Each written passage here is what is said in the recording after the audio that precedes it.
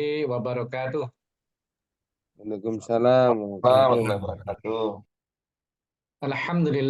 Alhamdulillahilladzi ja'ala Ramadhana syahrus siyam wa ja'ala layaliyahu fursatan lil qiyam wassalatu wassalamu ala khairil anam Muhammadinil hadi bil haqqi ila subulis salam al mab'uthi bidinil islami rahmatan lil alam linukhrijan nasa min ghayabatidz zalam wa ala alihi wa ashabil kiram wa kulli man ihtada bihadiyati minal khawasi wal awam. Salatan kamilatan wa salaman taman alal istimrari wad dawam. Amma ba'd. Para hadirin jamaah kajian Ramadan 1445 Hijriah Dewan Dakwah Islamiyah yang dirahmati Allah Subhanahu wa taala. Marilah yang pertama dan utama kita panjatkan puji syukur kehadirat Allah Subhanahu wa taala yang atas karunia-Nya kita bisa berkumpul di sini dalam ruangan Zoom yang insya Allah diberkahi ini, yang kita semua merasakan betapa nikmatnya, lezatnya kita menjalani hari-hari Ramadan ini. Dan tak lupa salawat serta salam marilah kita sampaikan kepada junjungan kita Nabi besar Muhammad SAW, kepada keluarga, kepada sahabat, kepada para pengikutnya yang setia dan istiqomah dalam menjalankan syariatnya, dan kita berdoa agar kita berada di dalamnya. Amin ya rabbal alamin. Kita juga berdoa semoga amal ibadah kita, ya, saum kita, sholat kita, sedekah kita, tilawah tadarus Quran kita, dan semua amal ibadah kita Allah terima sebagai suatu amal ibadah dan Allah lipat gandakan pahalanya. Dan kita berharap semoga Allah memberikan umur yang panjang kepada kita agar bisa menjalani bulan Ramadan ini sampai akhir. Baik, terima kasih atas waktu yang diberikan, Akhi Munawar. Izin saya untuk share screen ya.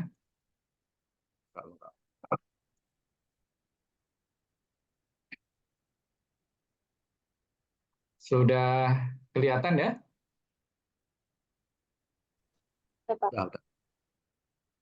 Alhamdulillah.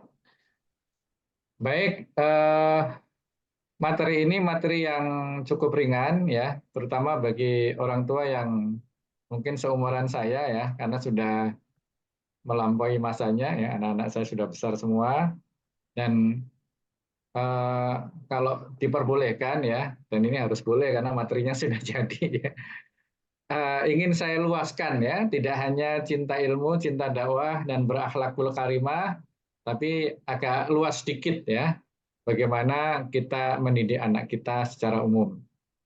Saya ingin memulai, nah ini mungkin teman-teman ada yang belum kenal dengan saya, di Dewan Dakwah Islamiyah Indonesia Pusat, saya sebagai Ketua Bidang Kaderisasi Ulama, yang alhamdulillah sekarang sudah menghasilkan 264 ya, 264 magister, dan sekitar mungkin sekarang ya karena sudah ada yang baru lagi 72 ya, 72 doktor ya di bidang dakwah dan di bidang pendidikan Islam ya. Tinggal ada 3 lagi yang sedang kita luluskan ya. Mohon doanya, terutama dukungan dana juga karena kebetulan agak tersendat di bidang atau di bagian pendanaannya. Saya tinggal di Bekasi ya, teman-teman silakan kalau ingin main, ini nomor telepon saya dan email saya, silakan kalau mau kontak. Saya ingin memulai kajian sore ini dengan sebuah buku ya, yang terbitnya sebetulnya sudah cukup lama tapi diterbitkan ulang, yaitu buku berjudul Tragedy and Hope ya, karangan Carol Quigley, ini profesor dari Georgetown University yang sudah meninggal tahun 1977. Beliau ini kabarnya orang yang sangat mempengaruhi Bill Clinton ya, yang dibilang penasihatnya. Jadi beliau ini mewakili sebuah peradaban barat yang sekarang ini menurut mereka sedang puncak-puncaknya ya. We now know fairly well how to control the increase in population. Kita tahu bagaimana caranya mengontrol populasi, ya, how to produce wealth and reduce poverty or disease, ya. Ya, jadi bisa mengontrol atau mengendalikan kesehatan, kemiskinan, dan juga disease ini mungkin kalau ditulis setelah COVID ini berbeda lagi ya. Sepertinya ini apa namanya agak berbeda kenyataannya. Dan ini yang agak apa namanya sombong sekali gitu ya. We may in the near future ya know how to postpone ya senility and death ya. Mungkin dalam waktu dekat ini kami juga kita ini bisa menunda kepikunan atau bahkan kematian. Jadi peradaban barat ini boleh dibilang sudah maju, sudah leading, ya sudah menemukan semua hal teknologi sains ya. Boleh dibilang udah mentok lah gitu ya. Tapi ada sesuatu yang menjadi catatan dari Carol Quigley ini ya. Coba kita perhatikan yang saya bunderin itu. Some things we clearly do not yet know, including the most important of all, which is how to bring up children to form them into mature, ya, responsible adult. Jadi dari semua kehebatan yang mereka miliki itu, ada satu yang mereka tuh nggak ngerti caranya, belum bisa, bahkan boleh dibilang gagal. Ya. Ini tahun 77 ya. Mungkin sekarang kalau dia lihat peradaban Barat, wah ini sebentar lagi nyungsep ini ya. Karena apa? Bagaimana membawa anak itu menjadi dewasa, mature, bertanggung jawab, itulah yang nggak bisa. Ya. Bahkan kalau kita lihat Amerika itu tidak termasuk anak-anak sekolah yang pinter-pinter ya di apa namanya tingkat PISA dan satu lagi bukan itu ya, bukan bisa, tapi ada IQ ya. IQ nomor satu itu Jepang, terus Taiwan, Korea, Cina, gitu dan sebagainya. Ya, Indonesia nomor 126 apa itu ya. Ya. Jadi terhadap hal-hal yang sifatnya fisikal itu mereka leading gitu ya. Tapi ternyata dalam mendidik anak itu sampai sekarang mereka belum bisa. Ya, ini yang dikatakan Profesor Wan Muhammad Nurwan Daud ya. Ini sebetulnya buku ini dapat dari Pak Adian ya, Pak Adian dari Profesor Wan Daud ya. Ini buku bagus ini ya. Dibaca ini tapi 1.000 halaman lebih ya. Bukunya tebal banget ya. Eh, jadi peradaban Barat ini sudah melampaui, ini kata Profesor Wan Daud ya, semua ketinggian peradaban Islam itu sudah dilampaui oleh peradaban Barat. Ya, kita mau ngomong apa? Kedokteran Islam, bagaimana hebatnya Ibnu Sina, Ibnu Rus, ya, Az-Zahrawi dan sebagainya, itu sudah lewat dengan kedokteran Barat modern sekarang. Matematikanya Al-Khwarizmi, Umar Khayyam, Al-Biruni dan sebagainya itu juga sudah lewat dengan kecanggihan matematika sekarang saat ini. Ya, kita punya uh, siapa namanya, Masya Allah lupa, yang teknik itu ya, apalagi teknik, mereka sudah menemukan mesin uap, sudah menemukan sampai ke dan sebagainya. Jadi semua ketinggian peradaban Islam yang pernah dicapai pada saat Golden Age abad pertengahan itu semua sudah bisa dilewati oleh peradaban Barat kecuali satu kata Profesor Wan Daud, yaitu apa? Mereka belum mempunyai sifat yang baik. Ya, kalau bahasa kita akhlakul karimah seperti judul ya. Jadi mereka belum bisa menghasilkan orang-orang terbaik di bidang akhlak atau di bidang eh, perilaku. Ya, apa-apa yang dihasilkan oleh Rasulullah dengan menghasilkan para sahabat, ya, kemudian para sahabat menghasilkan para tabiin, orang-orang yang secara kualitas sebagai manusia itu adalah terbaik, itu sampai sekarang belum bisa dilampaui oleh peradaban Barat. Ya, kalau yang lain udah lewat ya. Tapi dalam hal soal kelakuan baik ini mereka belum bisa menghasilkan dan ini faktanya benar-benar kita kelihatan di depan mata. Ya, dan dikonfirmasi oleh buku ini bahwa mereka mengakui kami nggak bisa didik anak kami ya untuk menjadi dewasa, bertanggung jawab dan sebagainya. maka ini menjadi satu introspeksi juga pada diri kita bahwa apa yang dikatakan ya oleh Allah bahwa seorang itu harus menjaga diri dan keluarganya termasuk anak-anaknya ini ya. Ini ayat parenting yang paling utama ini ya ini ya. Ya ayyuhalladzina amanu qu anfusakum wa ahlikum naro ya. Berilalah dirimu dan keluargamu dari api neraka. Jadi fungsi seorang kepala rumah tangga, seorang ayah adalah menjaga diri mereka dari hal-hal yang ya, ya maksiat, ya kesyirikan dan sebagainya, yang itu akan membawa seseorang pada neraka, ya harus dijaga, dikasih tameng. Di antaranya adalah sekarang ini ya, dengan saum, ya as-saumu junnatun, ya minanar. Ya. Saum itu adalah junnah atau tameng atau benteng dari api neraka. Jadi seorang kepala keluarga harus menjaga dirinya dan dia harus mendidik dan menjaga anak serta istrinya agar sama seperti dia, tidak masuk neraka juga, ya. Maka dengan cara apa kata Ali bin Abi Thalib, adibhum wa alimhum.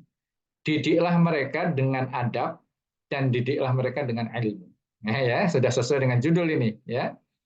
Nah, ini penting ya. Ini sebetulnya khitab buat siapa? Ya, ini ada hadis yang terkenal, mamin mauludin illa yuladu alal fitrah. Ya, ini kalau dalam riwayat yang lain, kullu mauludin yuladu alal fitrah. Ya, ya sama. Ini riwayat Imam Ahmad.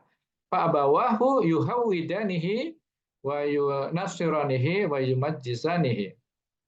Ini hadis yang biasanya ditempelkan pada saat pendidikan anak, parenting, atau bagaimana mendidik anak ini dengan hadis ini. Tapi tahukah kita bahwa sebetulnya hadis ini bukan untuk anak-anak, tapi untuk orang tua, ya kan? Karena anak itu lahir fitrah.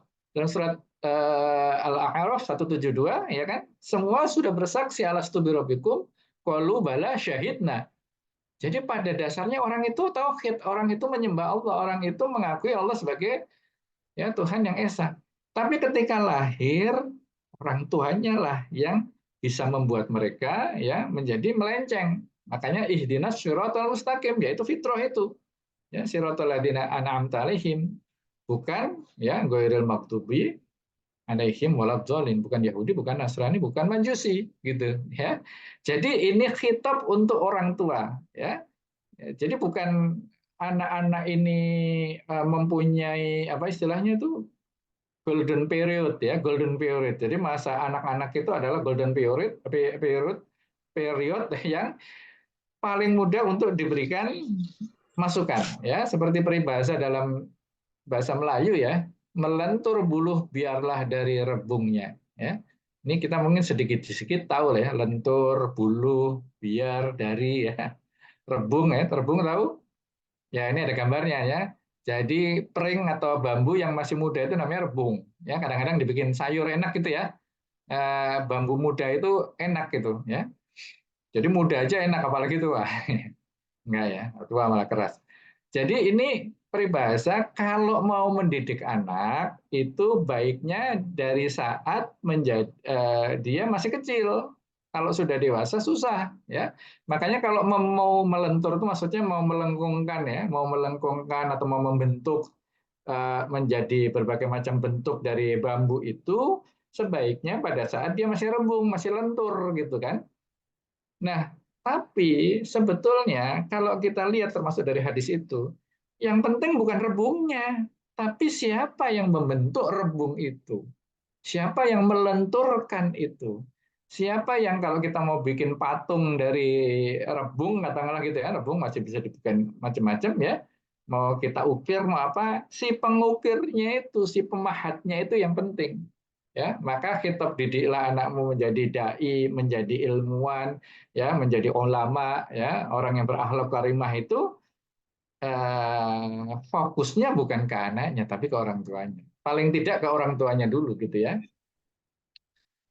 Nah, dari orang tua, ya, wabil khusus adalah seorang ayah, ya, seorang laki-laki yang menjadi kepala keluarga. Ar-rijalu qawwamuna 'alan nisa. Laki-laki adalah pemimpin, ya. Jadi makna pemimpin ini bukan semacam privilege ya. Gua ini, ya, kepala keluarga, kamu harus nurut saya semua. Ya. Bukan untuk gaya-gayaan, sombong-sombongan, privilege sebagai seorang pemimpin. Tapi lihatlah dari kacamata bahwa ayat ini adalah tanggung jawab yang berat. Ya. Karena rusaknya perempuan, ya itu ya tanggung jawabnya laki-laki. Ya, kalau ada perempuan misalnya rusak, mohon maaf ya, jadi pelacur atau pelakor atau apa itu kan tanyakan saja sama orang tuanya. Ngapain dia? Tanyain sama suaminya gitu ya. Nah, di sinilah sebetulnya ayat ini tanggung jawab yang berat untuk seseorang itu menjaga istrinya, menjaga anaknya, ya. Dan juga ada hadis yang lain, kulukum ra'in wa kulukum mas'ulun an ra'iyatihi. Jadi kita ini pemimpin, ya. Yang kita pimpin siapa? Ya rumah tangga kita, ya.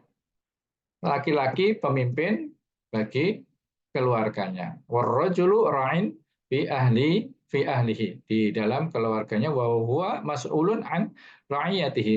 Ya, jadi kita kenapa perhatiannya besar terhadap kepemimpinan ini, karena nanti akan dimintain tanggung jawab, mas'ulun an ra'iyatihi ini, ya. Makanya pemimpin-pemimpin itu ya jangan senang lah kalau menang, ya. Itu bukan sujud syukur itu, ya. Harus baca innalillahi itu. Kenapa? Hati-hati nanti akan dimintai pertanggungjawaban, ya. Ya, istrinya juga ada andil juga, ya. Wal mar'atu ra'iyatun fi baiti zaujiha, ya. Dia menjadi pemimpin di rumah tangga suaminya kalau suaminya itu pergi, ya. Suaminya cari nafkah, suaminya itu dakwah, suaminya itu intinya ada urusan syar'i di luar rumah, yang menjadi pemimpin di rumah itu adalah seorang ibu atau istrinya itu. Wahwa mas'ulatun an ra'iyatihi, dan dia akan dimintai pertanggungjawaban, dan semuanya pada dasarnya, ya, wala takfu ma laisa laka bihi ilmun, itu dalam surah Al-Isra, semua akan dimintain pertanggungjawabannya karena anhu mas'ula. Nah, menurut Ibnu Qayyim, beliau mengatakan sebagian ulama berpendapat bahwa sesungguhnya Allah bertanya kepada orang tua. Ya, ini tadi pada si pemahat ini, ya, si pelentur buluh tadi itu, ya. Bertanya kepada orang tua tentang anaknya di hari kiamat sebelum bertanya pada anak tentang orang tuanya, ya. Termasuk apa namanya, hadis apa itu ya, yang Umar bin Khattab itu, ya, yang menegur seorang anak, ya, ya, karena orang tuanya mulai dari memberikan nama yang jelek, tidak memberikan pendidikan akhlak yang baik, memberikan makanan yang haram ke rumah dan sebagainya itu, ya. Jadi termasuk nanti di akhirat, ya, orang tua anak ketika dia mau dimasukkan ke neraka, dia bisa protes kalau misalnya tidak mendapatkan pendidikan dari orang tua. Ya. Jika orang tua memiliki hak atas anaknya, maka demikian pula sang anak punya hak terhadap orang tuanya. Nanti hati-hati ini, ya. Ini khitab ini karena saya lihat juga yang hadir orang tua-tua, ya, nggak ada yang remaja, apalagi anak-anak, ya. Ya, insya Allah ini menjadi bekal kita semua termasuk saya. Nah, sebagai seorang pendidik, saya ingin membuat analogi bahwa sebenarnya keluarga ini adalah sebuah madrasah, ya. Eh, eh, Peribahasanya itu kan al-ummahat, apa, madrasatul ula, ya, ibu, ya. Nah, ini kita modifikasi lah, ya, keluarga ini adalah sebuah madrasah bagi anak-anak kita. Kalau madrasah atau pendidikan itu kan ada gurunya, ada muridnya, ada yang diajarkan atau ada kurikulumnya, ya, ada sarana prasarana tempat belajar, ya. Nah, kampusnya ada bangkunya, ada meja tulis, apa, papan tulisnya, ada infokus, ada spidol, ya. Isinya banyak infokus, ada whiteboard, spidolnya nggak ada. Ya. Kemudian lingkungan, ini sedikit curhat, ya. Lingkungan itu adalah milieu atau bi'ah di sekitar sekolah itu, ya. Jadi kalau kita mendidik anak, istri, ya, dan sebagainya di lingkungan kita, jangan lupa ada teman-temannya dia, ada tetangga kita, ya, ada tukang sayur yang lewat, ada tukang ledeng yang datang dan sebagainya itu, ya, itu adalah lingkungan. Makanya betul Rasulullah mengatakan al-jaru qobladar, ya, al-jar qobladar, tetangga sebelum rumah. Jadi kalau mau beli rumah, ya, adik-adik ini, ya, jangan lihat kompleknya mana, banjir atau enggak banjir, apa dekat mall atau enggak, ya. Lihat dulu di situ tetangganya gimana. Taunya gimana Pak, ya? Ini kayak saya nih, ya. Saya kontrak dulu 2 tahun, ngelihat komplek ini bagus apa enggak. Alhamdulillah bagus. Ya udah saya pindah ke sini, baru beli rumah di sini gitu ya. Ya, tapi kalau sudah tahu atau Anda yang pertama di situ, ya udah beli aja. Anda yang bikin lingkungan yang bagus di situ. Nah, pertama untuk guru ya. Untuk yang mendengarkan kitab ini termasuk saya, termasuk antum semua yang ada di ruangan Zoom ini. Bagaimana menjadi seorang guru ya, guru madrasah. Ini syaratnya sama dengan menjadi seorang guru di rumah. Ya, pertama harus punya ilmu, ya harus ikhlas dalam mendidik. Ya nggak ada ya sebetulnya orang tua itu hitung-hitungan sama anak kan nggak ada. Ya, anak hitung-hitungan sama orang tua ada ya, tapi kalau orang tua udah semuanya buat anak. Perilaku yang baik. Nah, karena apa? Salah satu metode pendidikan terbaik adalah keteladanan. Suri tauladan, contoh, role model. Ya, ini yang paling efektif. Ya, itu makanya harus dimiliki. Ya, makanya yang susah menjadi orang tua itu sebenarnya bukan apa-apa, ya, bukan ilmu. Ya. Jadi contoh ini yang susah. Ya, bukan memberi contoh ya. Menjadi contoh itu lebih berat daripada memberi contoh. Kalau memberi contoh kan gampang tuh ya. Kamu belajar dong, nah itu tetangga anak sebelah itu rajin belajar, itu namanya memberi contoh. Gitu. Kalau menjadi contoh itu bagaimana kita? Ya, saya sering ngasih anekdot ada seorang kapten ya ngajari anaknya main piano. Ya, anaknya itu mungkin nggak bisa-bisa diajarin, bapaknya marah itu. Oh, diajarin gitu aja nggak bisa. Itu Beethoven itu seusia kamu sudah bisa menciptakan lagu, tahu nggak gitu kan? Makanya kesel dibanding-bandingin ya. Ini dia nyeletuk. Itu Jenderal Sudirman seusia Bapak udah jadi jenderal, Bapak masih kapten ya. Itu akibat kita hanya memberi contoh bukan menjadi contoh gitu. Kemudian asobru ya. Nanti teman-teman kalau terutama adik-adik ini ya, kebetulan nih kebanyakan mahasiswa saya juga itu membutuhkan banyak kesabaran ya, nggak boleh emosi. Jadi ketika kita marah itu benar-benar harus dipastikan kemarahan kita adalah kemarahan untuk mendidik, bukan apa something personal ya. Ada perasaan benci, ada perasaan muak, ada perasaan jijik gitu ya. Nah itu nggak boleh ya sama anak itu. Jadi ketika kita mau gebrak-gebrak meja, mau teriak-teriak ya masing-masing punya caranya sendiri-sendiri. Itu pastikan bahwa kita tidak emosi.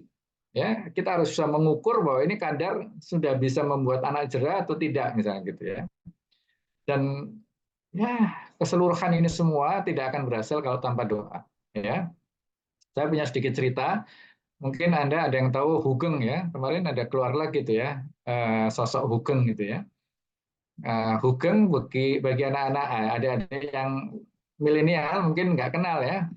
Hugeng ini mantan Kapolri, ya, kepala polisi yang jujur, yang apa namanya tadi ya, role model ya, yang untuk menunjukkan siapa dia itu saya kutip cukup kata-kata Gus Dur aja ya. Gus Dur waktu sebagai presiden dia mengatakan, mohon maaf ya kalau ada yang tersinggung ini saya mengutip Gus Dur aja. Jadi polisi yang jujur itu ada 3 gitu. Satu polisi tidur, yang kedua patung polisi, yang ketiga Hugeng. Ya. Nah, saya sedikit mau cerita karena keluarga Pak Hugeng ini, orang tuanya Pak Hugeng ya, dulu disebutnya Pak Beskal itu pernah ngungsi ya tahun 40 apa waktu revolusi berapa 40 menjelang 50 itu di rumah kakek kami ya. Jadi keluarga kami akrab lah ya. Kebetulan ibu saya ini sedang ada di rumah usia 93 tahun, pernah cerita ke saya dulu ngobrol dengan ibunya Hugeng ya, Bu Beskal ini. Jadi awalnya ibu saya ini nanya ke saya, itu bacaan Al-Quran apa yang bisa membuat anak nakal menjadi baik gitu. Saya nggak tahu terus terang gitu ya. Bacaan mana di surat mana gitu ya. Sependek ilmu saya ini kalau saya belum tahu gitu. Terus saya tanya balik, emang ada apa Bu? Nah, akhirnya cerita. Jadi Pak Hugeng itu, dia manggilnya Mas Hugeng ya. Mas Hugeng itu waktu kecil nakal sekali ya. Jadi suka ngerjain ibunya ya. Kadang-kadang ibunya nyari dia tuh naik ya, tiang bendera ya, bersembunyi di atas tiang bendera. Ibunya di bawah nyari hukeng-hukeng ya.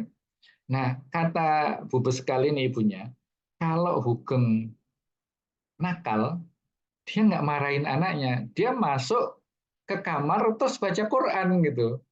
Nah, kok kata ibu saya, kok jadi Pak Hugeng ini, Mas Hugeng ini kok jadi baik ya, jadi polisi dan sebagainya, polisi yang baik.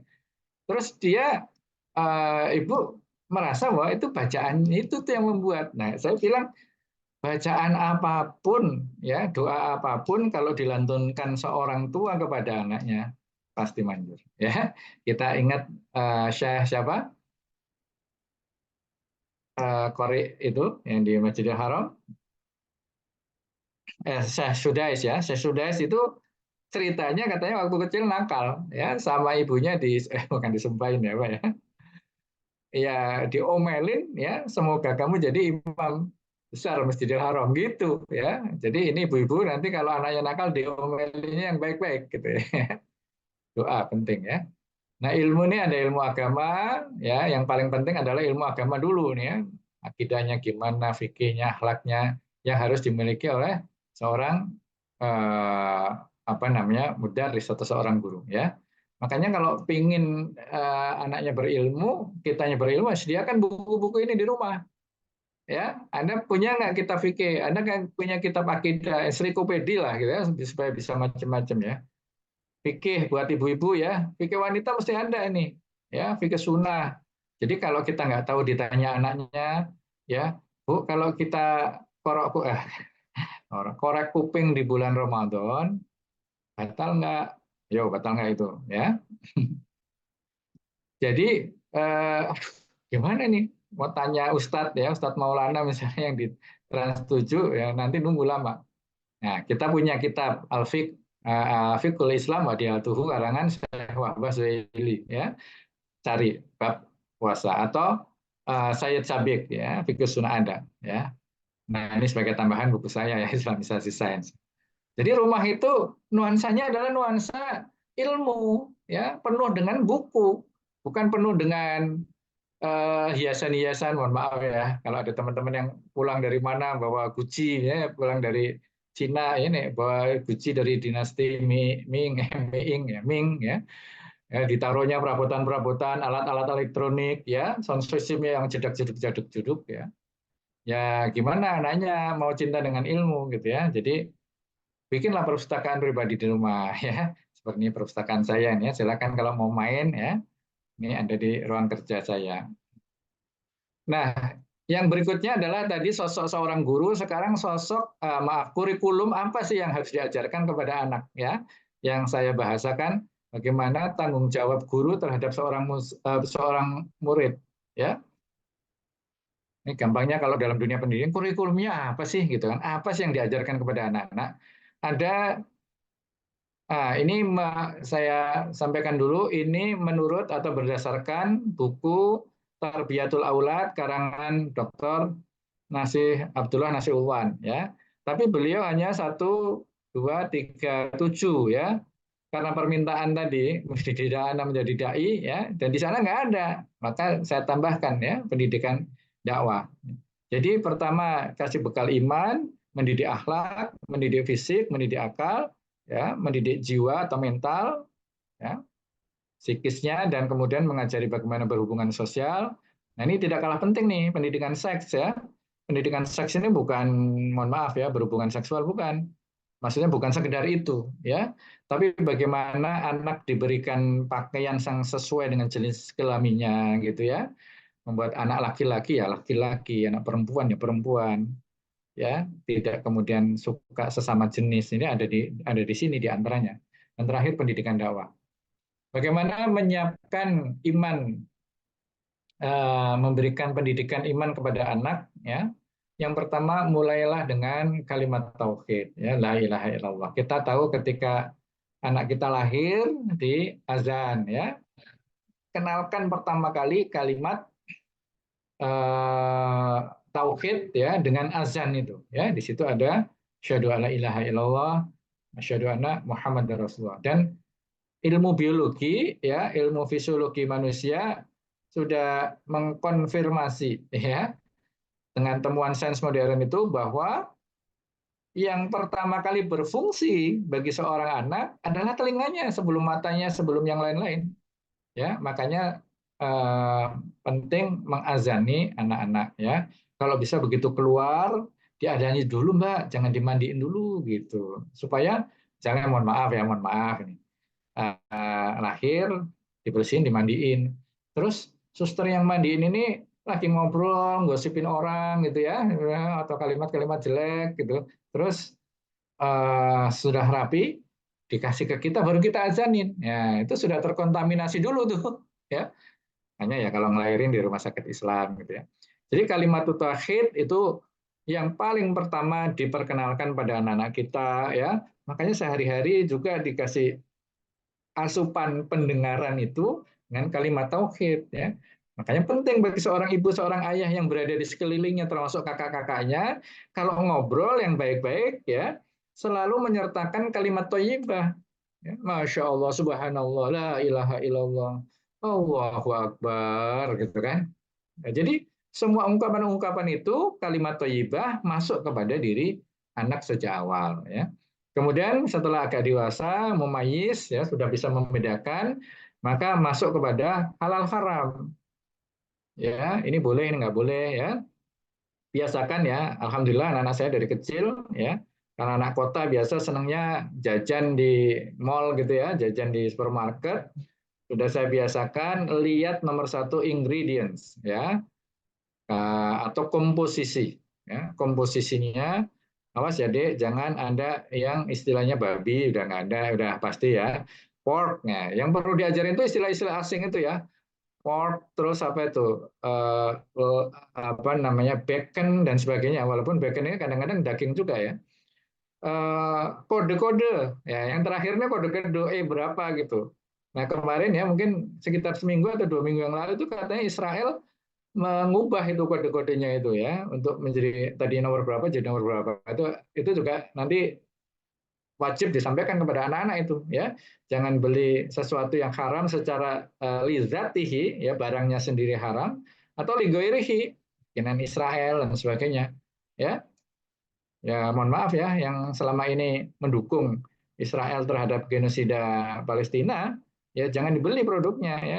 Anggap saja kita makan daging saudara kita itu kalau membeli burger, ayam dan sebagainya ya, saya nggak mau nyebut merek lah, tahu sendiri.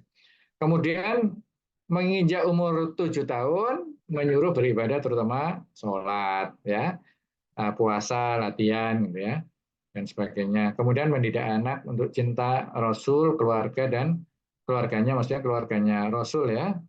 Harus dididik juga anak-anak kita selain mencintai Rasulullah, yang mencintai istri-istrinya, mencintai Khadijah, mencintai Aisyah, mencintai Kulsum dan seterusnya. Ya, dikasih tahu istrinya siapa saja, anaknya, sahabat-sahabatnya. Jangan sampai kita hafal pemain Liverpool, pemain MotoGP gitu ya. Tapi para sahabat siapa itu? Ya, eh, Ammar bin Yasir misalnya itu siapa itu? Ya, nah, itu nama-nama itu yang dikenalkan ya para sahabat dan juga membaca Al-Quran ya sejak dini. Kemudian yang berikutnya ya kurikulum atau tugas orang tua dalam mendidik anak adalah mendidik akhlak, dan ini termasuk yang penting ya. Bagaimana menjadikan akhlak Rasulullah itu sebagai suri tauladan. Ini bagaimana Rasulullah itu berperilaku, bertindak, bertutur kata, berjalan dan sebagainya ya, kesehariannya itu kita ajarkan ya. Sebagai tips ya untuk memudahkan, silakan diajarkan buku dari kitab apa Syama'il Muhammadiyah ya. Ada banyak kitab Syama'il ya, Syama'il ini kitab tentang bentuk dan sebagainya dari Rasulullah itu disebut dengan kitab Syama'il ya. Nanti ada Maghazi tentang perang dan sebagainya. Ada syair-syair itu macam-macam. Apa? Dan kitab Syama'il yang paling bagus menurut para ulama ya, bukan menurut saya, itu adalah kitab Syama'il Muhammadiyah karangan Imam Tirmizi. Udah banyak ya terjemahannya. Ya itu dibacain ya, alhamdulillah. Kami udah khatam 2 kali atau 3 kali itu ya, mungkin 3 kali. Terutama di pandemi kemarin ya, mumpung ada waktu dibacain satu persatu. Jadi Rasulullah sebagai panutan ya, kemudian mengenalkan ulama dan orang-orang hebat dari baik dari orang Islam maupun dari luar ya, yang mungkin dijadikan contoh ya, bagaimana menjadikan apa namanya orang-orang yang rajin belajar gitu kan, jadi penemu ilmuwan misalnya gitu ya, atau ulama-ulama kita ya. Nah, ini yang susah ini ya, ayah jadi teladan gitu. Jadi kita harus memerankan orang baik selama 24 jam. Ya, karena teladan itu kan nggak bisa, ya misalnya kita lagi melepas topeng kita gitu kan, tiba-tiba anaknya muncul, oh bapak ternyata tidak secakep itu misalnya, ini kiasan aja ya. Nah, jadi kan langsung itu buyar gitu. Artinya topeng itu ya dipakai 24 jam ya akhirnya ya kita itu adalah wajah itu sendiri gitu. Ya, makanya penting mendidik anak adalah ya eh, ayahnya atau pendidik itu sendiri. Ya. Selain itu diajarkan juga jangan mencontoh kaum lain, jangan tiru-tiru yang bukan dari kelompok kita ya. Main tato lah, pakai anting lah, apa-apa gitu ya, yang memang menjadi ciri khas satu kaum ya. Pakai jilbab anaknya, tapi jilbabnya mirip nun itu ya, apa namanya, nan ya, mirip biarawati ya, itu nggak boleh juga. Hindari budaya asing ya, senangnya kalau makan fast food, apa tuh namanya, eh, makanan-makanan yang inilah, yang cepat saji gitu ya. Sekarang banyak sekali dan hampir semua acara TV itu punya acara untuk makan-makan gitu ya, makan raja lah, makan ini, makan itu tuh. Nah, ini tugas seorang pendidik ya dalam menciptakan akhlak yang baik adalah memberikan atau memilihkan lingkungan yang baik ya. Nanti sekolahnya itu di mana, yaitu anak-anaknya ya. Kalau kita lihat bahwa ada sekolah yang tukang bully ya, ya itu memang seperti itu gitu ya. Mendidik moral sesuai dengan garis kelamin ya. Kalau laki-laki dia harus tegap ya, keras, tegas gitu ya. Bahkan perempuan tuh ya senengnya yang kayak gitu ya, agak agak bandel dikit gitulah ya. Kemudian kalau perempuan ya harus sopan, santun, pemalu gitu kan, apa sesuai dengan jenis kelaminnya. Ya. Dan pendidikan akhlak inilah yang paling berharga kata Rasulullah ya. Pemberian yang paling berharga dari seorang ayah kepada anaknya, ya, bukan mobil, bukan rumah, bukan harta, deposito dan sebagainya, tapi memberikan akhlak yang baiknya, mengajarkan, ya, memberikan apa kalau istilah itu carrot and stick gitu ya, reward and punishment ya, dan ditutup dengan memberikan keteladanan. Kemudian fisik ya, ini tidak kalah penting ya. Fisik seorang muslim harus kuat ya. Al muslimu qawiyu ya, lebih dicintai ya, habub minallah, dari yang apa, mukmin yang dhaif, yang lemah ya. Tapi dimulai dari memberikan nafkah yang halal. Jadi sumber kekuatan fisik itu kan makanan. Nah, kalau makanan itu haram, baik zatihi maupun ligorihi, ya, itu masuk itu sudah susah nanti untuk mengasih tahu dan sebagainya. Jadi nomor satu, jangan membawa sesuatu yang haram ke rumah. Ya, ada dulu kawan kita yang dapat sesuatu gitu ya, subhat itu, atau ya sebetulnya bisa dikategorikan haram. Ya udahlah, beristihad itu ya, jadi ini aja untuk renovasi kamar mandi. Walau alam itu ya, hukumnya bagaimana itu ya. Kemudian menjaga kesehatan, makan, minum, istirahat ya. Saya beberapa waktu yang lalu menulis ciri apa namanya, tips sehatnya Rasulullah itu ya, makan, minum halalan thayyiban ya, tidak berlebihan ya, kulu wasrobu wala tusrifu ya, udah gampang lah, karena semua penyakit itu sumbernya dari makanan ya. Pokoknya asal halal dan thayyib, tidak berlebihan, udah selesai ya. Kemudian istirahat yang cukup, pola tidur ya, pola pikir ya, dan sebagainya ya. Kemudian melindungi dan mengobati dari penyakit ya, ini tugas dari orang tua ya. Jangan sampai anaknya itu lemah ya, generasi-generasi yang dia tinggalkan itu lemah karena penyakitan, ya.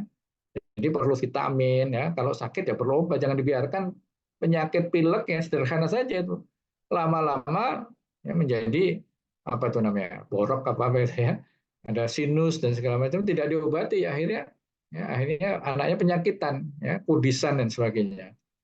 Membiasakan olahraga dan bermain ketangkasan, ya. Nah, ini saya kira nggak usah diajarin lah ya. Nah, yang penting ini juga nih, membiasakan hidup sederhana. Ya, seberapapun kaya kita, banyaknya duit kita, ya, kita hidup sederhana. Jadi kemarin itu waktu COVID ada tulisannya Dr. Alim, ya, Ahmad Alim, mudirnya pesantren Nurul Albab di Bogor itu, dia menulis, bukan menulis ya, ceramah kalau nggak salah, saya minta slide-nya itu, berobat dengan kitab Syama'il, ya, dari Qodiyat kalau nggak salah. Jadi bagaimana caranya mengobati COVID itu dengan kitab Syama'il, ya, kitab yang membicarakan tentang perilaku Rasulullah, ya. Ternyata kuncinya adalah untuk menjadi sehat, ya, tirulah gaya hidup Rasulullah yang sederhana itu. Ya, kalau ada makanan, ya dia makan secukupnya. Kalau nggak ada, ya sudah puasa gitu ya. Pokoknya gampang lah hidup ini, sikam isigu gitu ya. Membiasakan bersikap tegas, kerja keras, ya, ini laki-laki terutama ya, dan menjauhi maksiat, ya. Molimo ini kalau orang Jawa ya, ada 5M maksudnya ya. Maling, madon, madat, apalagi itu main. Ya. Pokoknya inilah kriminal-kriminal ya. Ini termasuk fisik ya, karena kalau orang tidak bisa mengontrol fisiknya untuk kakinya melangkah ke hal-hal semacam itu ya berat. Nah, yang berikutnya pendidikan akal ya, itu eh, mendidik anak untuk cinta ilmu, ya, cinta ulama, ya, cinta tentang hal-hal yang sifatnya kritis, analitis, ya.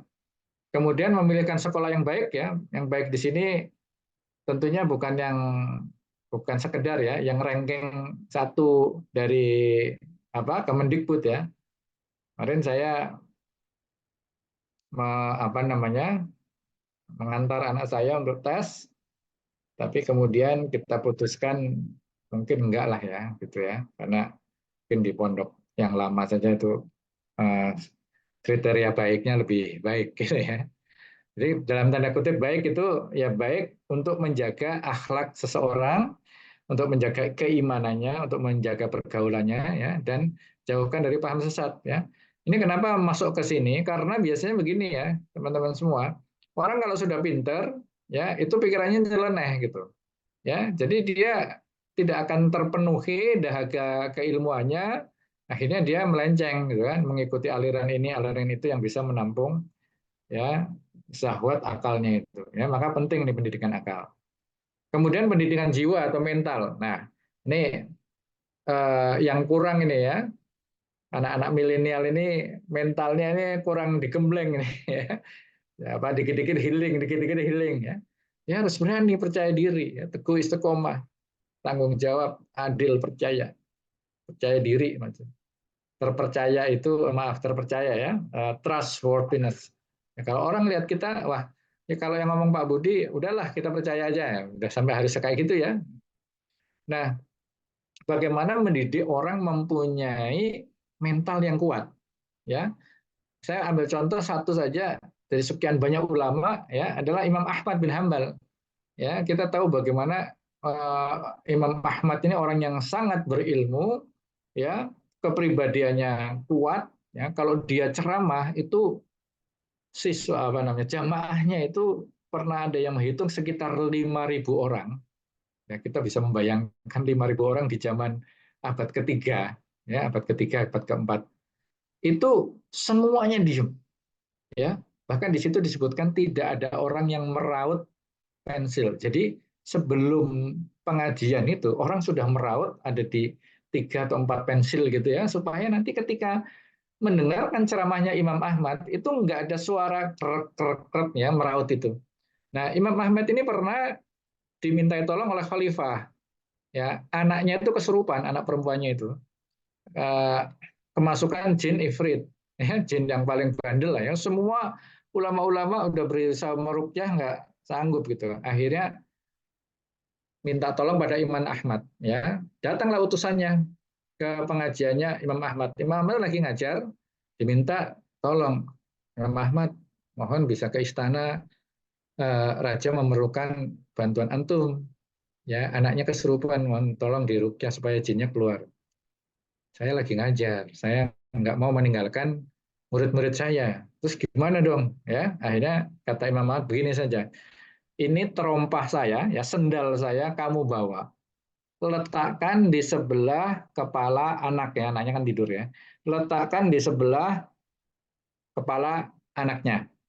Terus omongin ke jin itu ya, kamu mau ditempeleng sama sandalnya Imam Ahmad atau mau keluar dari anak ini? Ya, bener itu. Jinnya keluar takut ini ya. Jadi sandalnya saja ditakuti sama jin ya, bukan sama manusia, sama jinnya, jin iblis lagi. Ya. Nah, ini kalau seorang ini gurunya ini termasuk Imam Syafi'i yang berhasil membentuk Imam Ahmad ini ya, ini luar biasa. Ya, kita moga-moga nanti lahir ya anak-anak kita generasi yang mempunyai mental yang kuat.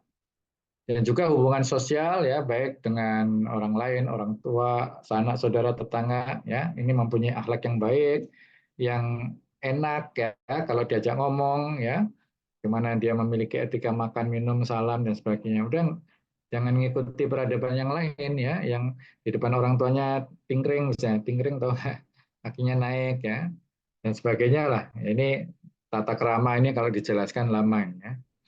Ini sebetulnya saya ingin mendengarkan mendalami tentang apa itu teknik mendengarkan ya, maksudnya etika mendengarkan ya, bukan pendengar. Etika mendengarkan, nah, tapi mungkin waktunya yang uh, kurang ya. Tapi yang tidak kalah penting adalah bagaimana anak itu nanti kaitannya dengan bagaimana mereka berdakwah, yaitu kritik sosial. Melatih anak sejak awal untuk amar ma'ruf nahi mungkar. Kalau ada sesuatu yang nggak cocok, segera dia protes, segera dia bersuara. Nah, ini penting ya. Man ra'a minkum mungkaron ini harus diajarkan pada anak sejak kecil.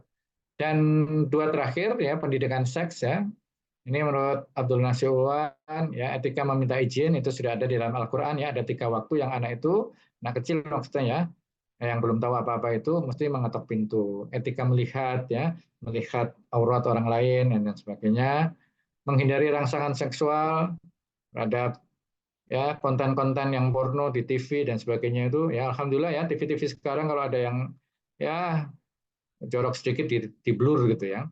Mengajarkan hukum-hukum pubertas ya. Jadi kalau sudah puber itu apa yang boleh, yang boleh ya, itu anak-anak jangan apa namanya di di apa kasih tahu lah ya, misalnya kayak onani itu boleh, secara kesehatan juga nggak bagus dan sebagainya. Itu campur aduk bisa ya dengan agama, dengan kesehatan dan sebagainya. Insya Allah semua ajaran Islam itu sesuai dengan temuan sains modern ya. Kemudian pernikahan dan hubungan seksual. Ini penting ya, termasuk tadi cara-cara yang nggak boleh ya. Mungkin nggak ada yang ngajari ya. Karena itu kalau sudah nikah diajari paling nggak 2 saja lah kalau untuk hubungan seksual itu. Jangan ketika sedang mens dan jangan dari dubur. Udah itu ya paling minim ya, paling minim. Yang lainnya belakangan ya. Kemudian istighfar itu menjaga diri, ifah, supaya anak itu dibiasakan menutup aurat, tidak bergaul dengan orang-orang yang tukang maksiat, ya, mempunyai izah kemuliaan diri, ya, tidak mau jatuh di lembah dosa dan sebagainya. Ya, ini bagian dari sex education yang kaitannya tadi, ya. Nah, di sini ada pakaian, pergaulan dan sebagainya. Nah, yang terakhir yaitu tentang pendidikan dakwah. Ini lagi-lagi kepada orang tuanya dulu. Nahnu du'at, ya, qabla kulla syai', ya. Ini diambil dari surat Yunus ya, 108 ya. Jadi sebelum kita menjadi apa-apa kita sudah menjadi dai. Ya, inilah yang terakhir dari bagaimana orang tua ini mendidik anak adalah mendidik dakwah ya, dan ayat yang mesti diajarkan anak adalah ayat 125 anak hal ini ya, uta'u ila sabili rabbika bil hikmah wal mau'izatil hasanah wajadilhum billati hiya ahsan. Jadi ini metode berdakwah ya. Pertama, serulah orang-orang itu dengan hikmah, dengan mengajarkan rahasia di balik kebenaran. Ya, ada hikmah apa yang terkandung di dalamnya. Ya, jadi wal mau'izatil hasanah itu pengajaran yang baik sering apa ya, ditafsirkan dengan memberikan contoh yang baik. Ya, dalam bukunya fikih apa namanya fikih dakwah Muhammad Nasir memberikan penjelasan mau'izatul hasanah itu menjadi suri tauladan yang baik. Ya, jadi kalau kita sebagai orang tua harus menjadi suri tauladan yang baik, ya itu sejak awal sudah apa namanya ajarkan kepada anak bahwa kamu pun sejak kecil harus menjadi suri tauladan buat teman-teman kamu, adik-adik kamu, ya. Kemudian makin meningkat lagi ya lingkungan kamu dan nanti kepada anak istrimu. Gitu. Itu metode mengajarkan dengan cara role model atau suri tauladan. Dan wajadilhum billati hiasan, ya, berjidal atau berdebat, ya. Di sini maksudnya adalah ketika menyampaikan sesuatu mempunyai argumen yang ilmiah, yang sesuai dengan dalil, yang sesuai dengan logika dan sebagainya supaya orang itu mudah menerima dakwah kita. Dan apa yang harus didakwahkan adalah, ya, jadi kalau orang anak kita ini kan memang tidak bisa kita paksakan semuanya menjadi dai, ya, menjadi orang yang tukang ceramah. Ya mungkin ada yang tidak bisa ngomong dan sebagainya. Ya kita katakan area, ya, scope of dakwah itu seluas Islam itu sendiri. Ya, jadi dakwah itu tidak harus bilisan, tidak harus ceramah di depan podium. Ya, ada anak yang meredek gitu kan, ngomongnya pletat pelentut salah dan sebagainya, walaupun itu bisa diperbaiki ya, tapi kalau mungkin setelah berapa kali dicoba anaknya malah tambah stres segala macam, sudah mungkin mungkin area dakwahnya dia bukan di situ, ya bisa dikembangkan yang lain, diantaranya adalah kita menulis. Nah ini kalau sekarang paling gampang ini adanya medsos segala macam ya, ada kata-kata mutiara, ada sesuatu yang nggak baik di hadapan kita dia tulis, ya ada tambahin dalil-dalil sedikit, ya orang kemudian terinspirasi atau berubah menjadi lebih baik karena tulisan itu. Dan ini justru lebih efektif. Ya. Saya sering mengasih contoh gini, Anda itu para dai gitu ya, ceramah itu paling banyak ya, paling jamaahnya paling banyak itu berapa sih? Ya. Saya paling banyak waktu sebelum pandemi itu di Masjid BI itu waktu Jumatan ya, di Masjid Baitul Ihsan. Itu sampai luar-luar itu mungkin berapa ya, 5.000 barangkali ya. Nggak nyampe itu. Ya, saya bukan dai 1.000 umat ya seperti Zainuddin MZ Hakim atau yang lain-lain ya, tapi dengan kita menulis sebuah artikel dan artikel ini menggugah, dibaca ya ribuan orang di koran ya, misalnya di Republika atau di Hidayatullah atau sekarang di web-web itu banyak yang terinspirasi dan orang berubah menjadi lebih baik karena tulisan kita, itu lebih efektif daripada dakwah bilisan gitu. Dakwah bilmal ya dengan harta ya, kita jadi kan gini ya teman-teman ya, man ra'a minkum mungkaron fal yughayyir biyadi ya. Kalau ada kemungkaran, eh, cegahlah dengan tangan kamu, dengan kekuatan kamu. Ya, kalau ada orang puasa merokok di tempat umum, langsung ya kita ambil rokoknya, kita injek-injek gitu kan, sambil kepalanya kita tunyul-tunyul. Ya, kurang ajar kamu ya, puasa-puasa merokok juga gitu ya. Nah, itu dengan kekuatan ya. Kayak Bang Mus itu ya, preman pensiun itu. Jadi kekuatan itu penting ya, tapi kan kadang-kadang nggak semua orang berani ya. Mas minta tolong ya, ini kan bulan puasa, boleh nggak rokoknya dimatiin ya gitu ya. Itu bil lisan. Fa'ilam yastati ya fabilisan nih ya. Fa'ilam yastati fabikolbi. Tapi sebelum ke kolbi itu ada satu metode yang lain sebetulnya dengan bilmal ini ya, sebenarnya kekuatan juga ya. Misalnya ada orang preman yang lebih gede atau satpam lah ya, Mas ini saya kasih uang 100.000, tolong itu orang suruh berhenti ngerokok ya, kalau dia nggak mau pukulin aja, saya tambahin 100.000 gitu ya. Ya. Jadi itu kekuatan ya, bisa dakwah bilmal seperti itu, dan banyak kayak ini contohnya dan sebagainya ya, menjadi seorang politisi ya, menjadi orang yang dengan perilaku yang baik ya, itu banyak hal untuk dakwah. Ya, dan ini peran ayah ini sebagai penanggung jawab ya, sebagai presidirnya itu ya seorang ayah yang mengambil semua keputusan ya, Kalau ibu mentok gimana Pak? Ya ayah memutuskan dan dia sebagai penegak hukum. Ya biasanya yang bagian punishment ya. Kalau reward itu ibu ya pembagian. Nah kalau ibu sebagai asisten ayah ya. Jadi dia sebagai madrasatul ula bagi si anak ya. Dan dia memfungsikan sebagai good guys ya. Kalau bapak misalnya bad guys, biasanya bapak nggak disukai. Tapi nggak apa-apa dalam rangka ingin mendidik anak ya. Tugas kita nanti selesai masuk surga bersama-sama ya. Dan penting ya buat seorang ibu mengajarkan kepada anak perempuannya bagaimana hal-hal tentang kewanitaan, ya, tentang akhlaknya, tentang perilakunya dan sebagainya. Dan sebagai penutup, kembali lagi saya uh, tampilkan ayat parenting ini, ya ayyuhalladzina amanu ya, jagalah ya anfusakum diri kalian wa ahlikum dan keluarga kalian naron dari api neraka. Dan api neraka ini kan karena orang melakukan dosa karena maksiat. Berarti seorang ayah harus ya mengajarkan orang untuk menahan diri dari dosa, yaitu dengan puasa. Ya, lebih jauh dari itu, ya didiklah ya untuk bentengnya supaya kuat itu didiklah dengan ilmu, dengan akhlak ya, dan dengan dakwah. Dakwah ini kan ya kayak kayak pertahanan itu menyerang. Ya, pertahanan terbaik adalah menyerang, yaitu dakwah itu. Ya, karena dengan dakwah mau nggak mau dia harus memperbaiki diri sendiri. Ya, kabura maktan indallahi antakulu malah tafalun. Ya, dia sudah tahu ayat ini, waduh, kalau gua nggak melakukannya. Kadang-kadang saya juga gitu, teman-teman. Kalau kita itu belum bisa, diomongin aja, ya, supaya itu bisa menjadi benteng kita.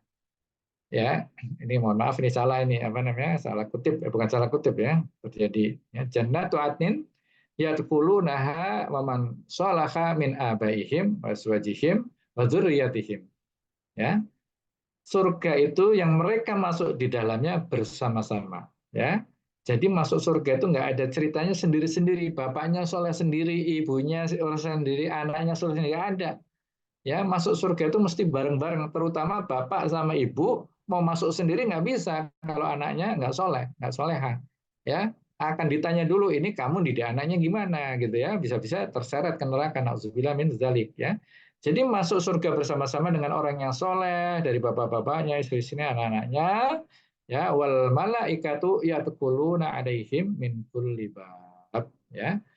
Kemudian malaikat memasukkan mereka ke semua pintu dan kita nanti di dalam surga berkumpul bersama-sama. Inilah tujuan dari apa tarbiyatul aulad, pendidikan anak, parenting ya, termasuk kepada diri kita sendiri karena setua ini pun kita masih butuh pendidikan gitu ya.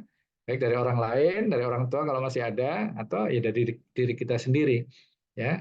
Jadi cita-cita kita di rumah berkumpul bersama ya nanti di akhirat kita berkumpul bersama di dalam surga. Bila taufiq hidayah. Assalamualaikum warahmatullahi wabarakatuh. Silakan kalau ingin ada yang didiskusikan. Itu Pak Munawar. Saya Baik, kembalikan waktunya. makasih. Pas jam 17.29 Cukup ya. ya, ya berarti nggak usah tanya jawab. Sudah. Sebenarnya ada satu pertanyaan tapi nggak apa-apa mungkin tapi nggak boleh lebih dari 5 menit ya jawabnya. Oke. Jadi bagaimana pandangan Islam mengenai fenomena fatherless akhir-akhir ini? Mungkin 5 menit aja. Ya justru itu ya. Ketidakhadiran seorang ayah itu justru yang menjadikan kerusakan pergaulan di dunia ini. Dan kalau kita lihat ya, mohon maaf ya, kalau kita lihat saya ada artis kayak gini ya, ada nggak usah artis lah, yang di berita di TV ini sekarang mudah sekali ngasih contohnya. Saya tuh kadang-kadang berpikir ya, itu bapaknya kemana? Ya kok dibiarkan anaknya seperti itu?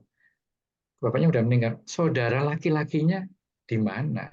Ya ingat ya, saudara laki-laki itu nanti membawa saudara perempuannya kalau orang tuanya sudah nggak ada ya orang tuanya nggak ada dia masih belum menikah ya tanggung jawab saudara laki-lakinya kalau sudah menikah tanggung jawab suaminya kemudian dia cerai ya balik lagi ke saudara laki-lakinya kalau bapaknya sudah nggak ada ya jadi fenomena fatherless ini bahkan yang sekarang ini fenomena yang ini mohon ya adik-adik jangan sampai ini masuk ke benak kita semua ya keinginan untuk child free ya tidak ingin punya anak kalau menikah menganggap anak sebagai beban ya apalagi kerja kalaupun berdua nggak cukup gitu ya. Nah, jadi fenomena ini saja sudah nggak bagus ya.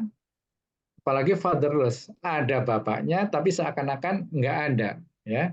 Jadi bapaknya ini berangkat sebelum anaknya bangun, pulang anaknya sudah tidur. Ya, lama-lama bukan dipanggil Pak, dipanggilnya Om ya. Karena pangling anaknya, lu siapa ini yang datang? Ya, karena ya gitu ya Pak Mun, jangan pulang malam-malam gitu ya. Jadi bangun kalau bisa nganterin anak-anak ke sekolah ya. Kemudian kita baru berangkat kerja. Makanya paling enak kayak Pak Munawar itu kerja WFA ya, work from anywhere. Ya, mau di kafe bisa, di rumah bisa, ya di macam-macam ya. Nah, apa namanya? Ketidakhadiran seorang ayah inilah yang kemudian membuat anak-anak, terutama anak perempuan, ya, yang kemudian dia hilang kendali. Ya. Dia kemudian dia terjerumus ke hal-hal yang, nah yang saya heran lagi ya, ada misalnya artis selebritis yang terkena kasus begitu ya, kasus seksual gitu kan, bapaknya ada itu, waktu diwawancara itu kan, nah itu apa di luar lagi gitu ya. Kalau fatherless itu kan ya memang bapaknya mungkin menghilang, ada tapi dia sibuk kerja. Ini kalau saya lihat tuh ya ada sehari-hari gitu ya. Insya Allah itu mungkin tadi ya, bukan pentingnya pendidikan anak nih sekarang nih, pentingnya pendidikan bapak, pentingnya pendidikan orang tua, ya, pendidikan orang tua wabil khusus bapak. Makanya ini Pak Adian berkali-kali ya ingin supaya ada Kementerian Pemberdayaan Laki-laki. Jadi bukan pemberdayaan perempuan, itu malah kadang-kadang malah bisa bikin maksiat itu ya. Outputnya pemberdayaan wanita itu ya bisa jadi, bisa juga enggak ya. Tapi yang penting ini pemberdayaan bapak ini yang enggak ada, laki-laki. Ya, karena laki-laki inilah yang sebetulnya lepas kendali, tidak bertanggung jawab, ya, tidak melaksanakan surat An-Nisa ayat 34 Ar-rijalu qawwamuna 'alan nisa itu yang dalam konteks zaman modern disebut dengan fatherless. Nah, itulah yang akar dari keseluruhan ya malapetaka bagi akhlak-akhlak anak-anak kita itu. Wallahu alam, Pak Mun, ya moga-moga yang sedikit ini ya bisa menjawab ya. Mohon maaf Ya, ya. terima kasih banyak Pak Ustadz Budi. Jadi waktu juga ya yang nutup sesi kita. Saya cuma mengingatkan lagi bahwa kita setiap hari ada 2 kali acara ya, satu jam 16.30 dan yang kedua adalah jam 21.30. Untuk malam nanti kebetulan yang mengisi adalah Kiai Haji Abdul Karim ya, Ketua DDI Lombok Utara. Maka bagi teman-teman semua, topik yang ntar malam adalah Al-Quran sumber energi yang tiada habis. Jadi bagi teman-teman semua silahkan nanti join kembali di pukul 21.30 waktu Indonesia bagian Barat ya, kan bagian yang lain. Kita akhiri sesi kita kali ini dengan hamdalah dan doa kifaratul majelis. Alhamdulillahirabbil alamin. Subhanallah.